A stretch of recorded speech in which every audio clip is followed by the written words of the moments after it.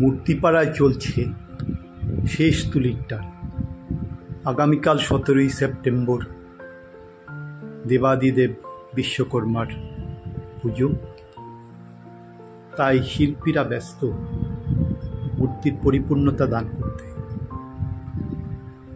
মূর্তি তৈরি হবে, প্রত্যেক প্যান্ডেলে যাবে, ওইখানে প্রাণ প্রতিষ্ঠা হবে, তারপর আসবে আমাদের ভক্তি ও শ্রদ্ধা, আস্থা।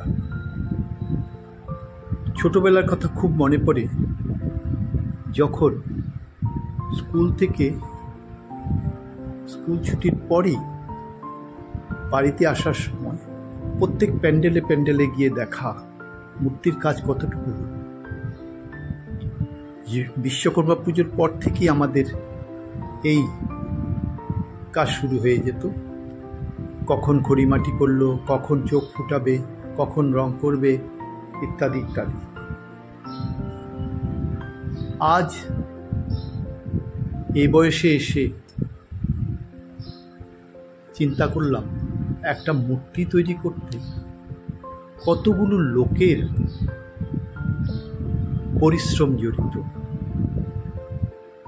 কতগুলো লোকের কর্মসংস্থানের ব্যবস্থা হচ্ছে। খড়, বাঁশ, রশি, রং, তুলি সবই কিনতে হয়।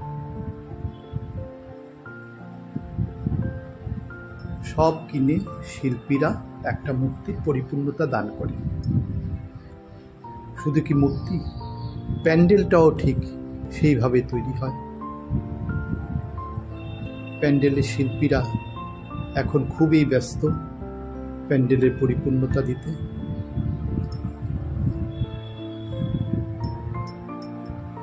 তারপর আসবে পুজোর সামগ্রী। হাজার হাজার লোক 3 দিন ধরে প্রত্যেক প্যান্ডেলে খাওয়া দাওয়ার ব্যবস্থা থাকবে। ওইখানেও সবজিওয়ালা বা পাচক সবই জড়িত।